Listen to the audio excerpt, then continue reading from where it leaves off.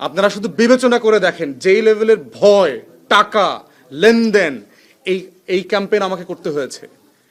তো সেইখানে আমরা বোধ করছি যে বাংলাদেশকে এই ভয়ের রাজনীতি মুক্ত একটা জায়গা আমরা তৈরি করতে চাই। কেউ কাউকে ভয় দেখিয়ে ভোট দিতে বাধ্য করবে না, ভোট দেওয়ার পরে তার বাড়িতে রামদা পাঠানো হবে না। আজকে সকালে আমার সাথে এসে বাড়িতে লোকজন দেখা করে গেছে, এলাকায় থাকতে পারছে না, রামদা পাঠিয়েছে রাতের বেলা। ছেলেপেলেরা সবাই পলাতক, হাজার হাজার লোকজন পলাতক, বরিশালে ঢাকায় চলে গেছে, স্পিড বোটে বের হয়ে চলে গেছে। লোকদেরকে এরকম শত শত লোকদেরকে আমাদেরকে পার করে দিতে হয়েছে। তো এটা তো আওয়ামী লীগের সময় আমরা দেখছি। এবং একই লোক, এই বিএনপির লোকজন যারা আজকে গুন্ডামি মাস্তানি করতেছে, এরাই কিন্তু ধান খেতে পাট খেতে গত 16 বছর ছিল। এই জালেমদের, আজকে মজলুমদেরকে নিজেদের নির্যাতনের শিকার হওয়ার পরেও, নিজেরা মজলুম থাকার পরেও 16 বছর যে আবার জালেম হয়ে উঠতেছে, একই জুলুম করতেছে, তারা ভুলে গেছে 24-এর গণ আন্দোলনের কথা। ভোটের পার্সেন্টেজ আর শতাংশের পার্সেন্টেজ যাই হোক, ঢাকার রাজপথ কাঁপায়া দেওয়ার মতো শক্তি কিন্তু ঐক্যবদ্ধ বাংলাদেশ জোটের আছে। এটা মাথায় রাখতে হবে তারেক রহমানকে এবং বিএনপিকে। আপনারা সরকার গঠন করেন, আপনাদেরকে অভিনন্দন, কিন্তু মাথায় রাখবেন আমার বাড়িতে আসছে ছাত্র দলের ছেলেপেলে লোক পাঠাইছে আমাকে জবাবদিহিতা চাওয়ার জন্য যে তার ভাইরে কেন্দ্র দখল করার সময় সেনাবাহিনী পিটাইছে কেন। আমার বাড়িতে এসে জিজ্ঞেস করছে আমি লোক পাঠাইছি কিনা, আমি নাম দিছি কিনা, আমি ছবি দিছি কিনা। মানে এদের কত বড় দুঃসাহস হয়েছে চিন্তা করেন। এই বিএনপির ফ্যাসিবাদীদের, নতুন ফ্যাসিবাদ যেগুলো দেখতে পাচ্ছি। এরপর কর্মীদের কি অবস্থা সেটা তো অবশ্যই আপনারা করে যাবেন। আর এই নির্বাচনের চটদখল, যেটা এটা নির্বাচনী চটদখল বলবো আর কি, যে এই রকম চটদখলের নির্বাচন করে যারা ক্ষমতায় যাচ্ছেন তারা দয়া করে 24 ভুলে যাবেন না। আজকে আপনি এখানে চট দখল করে আমার চট নিয়ে গেছেন দখল করে, এর মানে এটা না যে 61,000 লোক চুপচাপ বসে থাকবে।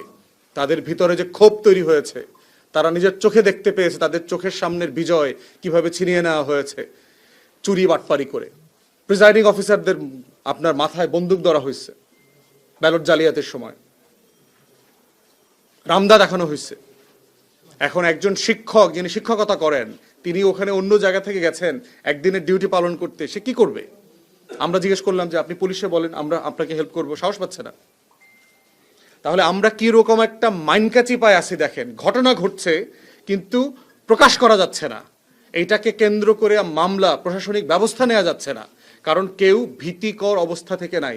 একজন ঢাকায় থাকে, পরিবার তো গ্রামে থাকে, গ্রাম জ্বালায় দিয়ে আসছে, বাড়ি বাড়ি ভাঙে দিয়ে আসছে। নোয়াখালীতে দেখছেন একজন মাকে ধর্ষণ করে আসছে, একই জুলুম, আর সেই জন্য গণধর্ষণ করেছে। জুলুম তো একই নারী, আমার একই বোন তো একই রকম ভিকটিম হইলো, জুলুমের শিকার হইলো। তো এই বাংলাদেশ চাই না বলেই তো 24-এ গণ আন্দোলন হয়েছে। এই বাংলাদেশ চাইলে তো আমরা এই নির্বাচন করবার প্রয়োজন ছিল না, আপনারা দখল টখল করে নিয়ে যাইতেন, বললেই হইতো।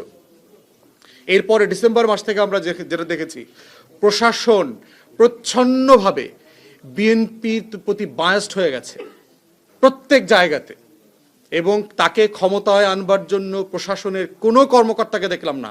আজকে যারা ভোট কেন্দ্রে ঝামেলাগুলো করেছে না, এদের প্রত্যেকের নাম পরিচয় কেন্দ্রভিত্তিক আমরা কিন্তু প্রশাসনকে দিয়েছি, রিটার্নিং অফিসারকে দিয়েছি, ডিসিকে দিয়েছি, এসপিকে দিয়েছি, রেঞ্জের ডিআইজি, কমিশনারদেরকে দিয়েছি, এবং তারাই এই কাজগুলো করেছে। একটা লোককে গ্রেফতার করা হয়নি। আমরা সবাইকে বলেছিলাম 3 সপ্তাহের জন্য বিশেষ ক্ষমতা আইনে আপনি ডিটেইন করেন। আপনারা যারা বিদগ্ধ সাংবাদিক আছেন আপনারা জানবেন যে কেয়ারটেকার সরকার আসতে প্রথমেই 1 সপ্তাহ কিন্তু এই কাজটা তারা করতো। সারা বাংলাদেশে স্ট্রাইকিং ফোর্স নামিয়ে আপনার যারা এই কেন্দ্র দখল করবে এই ধরনের 5-7-10 হাজার লোক গ্রেফতার করে ফেলতো। আমার আসনেও যদি একই রকম 50 থেকে 100টা লোককে ডিটেইন করা হইতো, এইখানে অভাবনীয় ভালো নির্বাচন হইতে পারতো, কোনো চট দখলের ঘটনা ঘটতো না, কাউকে গ্রেফতার করা হয়নি। তাহলে প্রশাসন প্রচ্ছন্নভাবে চেয়েছে যে চট দখলের ঘটনা ঘটুক, এখানে ব্যালট জালিয়াতি হোক, একটা পার্টিকুলার মার্কা দল ক্ষমতায় আসুক। প্রশাসনকেও মনে করায় দিচ্ছি, বহু আইজি, সচিব, প্রধান নির্বাচন কমিশনাররা কিন্তু জেলের ভাত খাইতেছে। আপনারাও সাবধান, আমরা কাউকে ভুলে যাই নাই। আপনারা কে কোথায় কোন রোল প্লে করেছেন, খোদার কসম এর হিস্সা একদিন আপনাদেরকে দিতে হবে, জনগণের হয়ে দিতে হবে। কারণ কোনো জুলুম আনঅ্যাটেন্ডেড যাবে না, আমরা এগুলো ছেড়ে দেব না। অতএব আমরা চাই জনগণ নির্দ্বিধায় নির্ভয়ে ভোট দেবে, ভোট চুরির এই কালচার, চটদখলের রাজনীতি এবং নির্বাচন, এগুলো বন্ধ হইতে হবে। একটা জাতির জন্য এটা খুব লজ্জার যে 55 বছর পরে এসে সে মানুষের মন জয় করে ভোট চাইতে পারে না, তাকে রামদার ভয় দেখায় ভোট চাইতে হয়, কারণ সে জানে সে ভোটে সে জিতবে না। ভোট দেওয়ার পরে আবার জবাবদিহিতা পাঠায়, মোটরসাইকেল পাঠায়। ভোটের আগের দিন আমার অফিস ভেঙে দিয়ে গেছে, আমার এলাকা, আমার গ্রাম, আমার বাজার। তাহলে এরা কি পরিমাণ ফ্যাসিবাদী হয়ে উঠেছে ইতিমধ্যে, এদের দুঃসাহস কত বড় বেড়েছে। অতএব আমরা চাই বাংলাদেশটা বদলে যাক। জনাব তারেক রহমানকে আহ্বান করছি, যে 31 দফার উপরে ভিত্তি করে আপনি বাংলাদেশ বদলাবেন বলে ওয়াদা করেছেন, আমরা সেটা কাগজ কলমে না, আমরা অ্যাকশনে দেখতে চাই। আপনার দলের গুন্ডা, মাস্তান, চাঁদাবাজ, সন্ত্রাসীদেরকে আপনি কিভাবে ডিল করবেন তার উপরে হচ্ছে ডিপেন্ড করবে আপনি ক্ষমতায় গভর্নেন্সে সফল হবেন কি হবেন না। আপনার দলের এই ক্রিমিনাল গ্যাংদেরকে যদি আপনি নিয়ন্ত্রণ করতে না পারেন, আপনি নিশ্চিত থাকেন আপনার জন্য ভয়াবহ ভবিষ্যৎ অপেক্ষা করছে। এই জন্য এটা আপনাকে অন রেকর্ড ওয়ার্ন করে দিয়ে গেলাম। বাংলাদেশ 24-এর আগের বাংলাদেশে ফিরবে না। তরুণরা, পেশাজীবীরা, মোবাইল ফোন, ইন্টারনেট ব্যবহারকারীরা আগের বাংলাদেশের রাজনৈতিক পুরাতন বন্দোবস্ত মেনে নেবে না, নেয় নাই। অতএব আমরা চাই বাংলাদেশটা সবার হোক, ন্যায্যভাবে হোক, সাংবিধানিক হোক। আমরা যেন সবাই ভোটাররা ন্যায্যভাবে তার মতামত দিতে পারি। দেওয়ার পরে যেন আমার মতামতের জন্য কেউ কাউকে ভয়ের সম্মুখীন হতে না হয়, এলাকা ছাড়া হতে না হয়। আপনাদের সবাইকে ধন্যবাদ। কোনো প্রশ্ন থাকলে দয়া করে করবেন।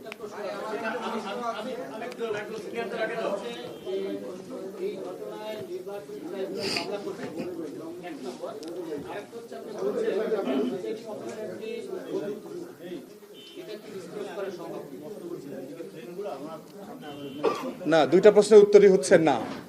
আমরা ইতিমধ্যে অ্যাপ্রোচ করেছি, কেউ তার এভিডেন্স আমাদেরকে দিয়েছে কিন্তু প্রকাশ করতে চাচ্ছে না, মানে রেপার্কেশনের ভয়। আপনার গ্রামে বাবা মা থাকেন, ভাই বোন আছেন, ছোট বোন আছে, স্কুল কলেজে পড়ে, ধর্ষণের হুমকি আছে। যেই প্রশাসন একটা নির্বাচনের নিরাপত্তা দিতে পারে না, সে গ্রামে গ্রামে নাগরিকদের নিরাপত্তা কিভাবে দেবে? ওই প্রিজাইডিং অফিসারও এটা ডিসক্লোজ করবেন না, আমাকে বলেছেন মামলা করবেন না। না, আমি করবো না তো, কারণ আমি এভিডেন্স দিতে পারবো না তো।